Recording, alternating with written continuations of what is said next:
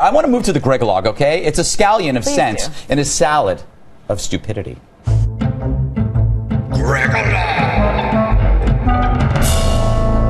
Well, you'd think their feet had fallen asleep, judging the way the National Organization for Women dragged them, and their lame scolding of Bill Maher's creepy jab at Sarah Palin.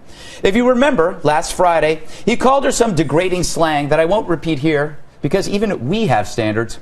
Barely. Behold.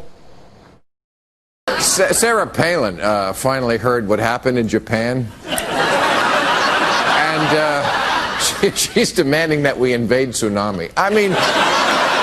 She says these tsunamians will not get away with this. Oh, speaking of dumb, did you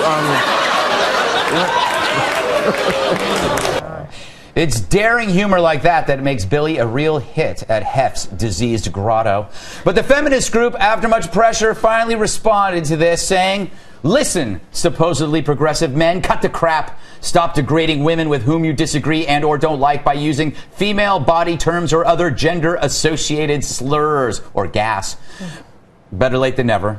Unless you're pregnant, of course. But now's Lisa Bennett just couldn't leave it alone, continuing with, "You're trying to take up our time getting us to defend your friend Sarah Palin. If you keep us busy defending her, we have less time to defend women's bodies from the onslaught of reproductive rights attacks and other threats to our freedom, safety, livelihood, etc." Sorry to disturb you. Well, I guess it's too much to expect this agency to man up. They always condemn such crap when a lib is impugned, but when a conservative is the target of misogyny, who cares? Which is why you really can't blame Maher. He thinks he gets a pass from feminists because he always has. And speaking of Maher, perhaps this was his ingenious strategy all along, to expose the hypocrisy of contemporary feminism by periodically heaving vulgarities at Sarah Palin. In effect, he's truly an American hero, revealing to all that the modern left is a two-faced mess. Or he could be just a big jerk. And if you disagree with me, you, sir, are worse than Bill Maher. Oh.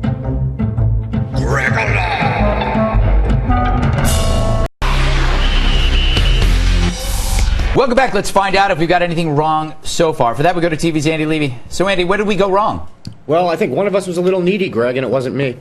Oh, yeah, it's never your fault ever, Mr. Perfect. Here we go. No, here you go. It's not like I'm the one who had the problem. Oh, yeah, it's never your fault ever, Mr. Perfect. You know what? This is not the... Yeah. Yeah, okay. Yeah. We'll do this during postgame. Yes.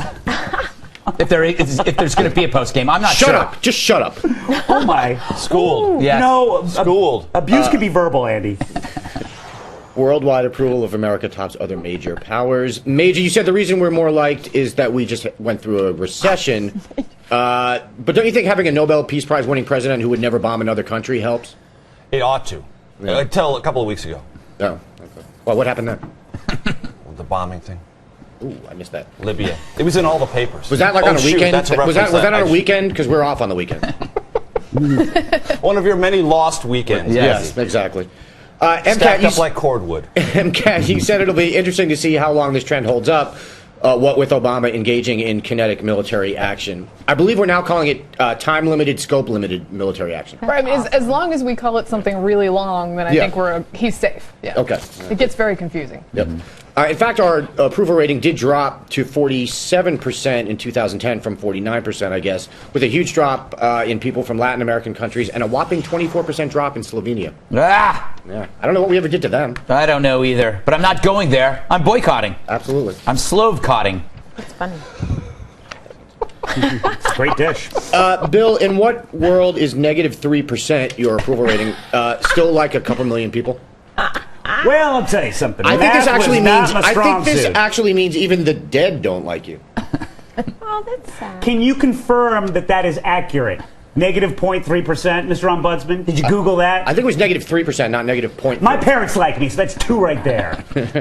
And yet it's true. You know what? I think this proves they tell you they like you, but they tell the Gallup people something else. I talk to my plant every day, and for me, he's like a person.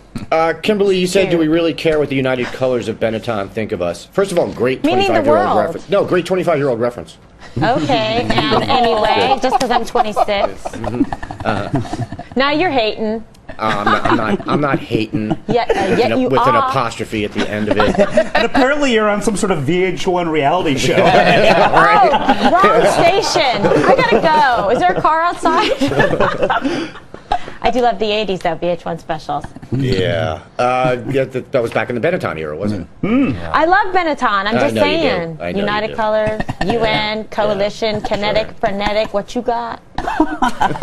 And we're back on I Love Ray J. I like That does it for today's adventure. If you're new here, please subscribe.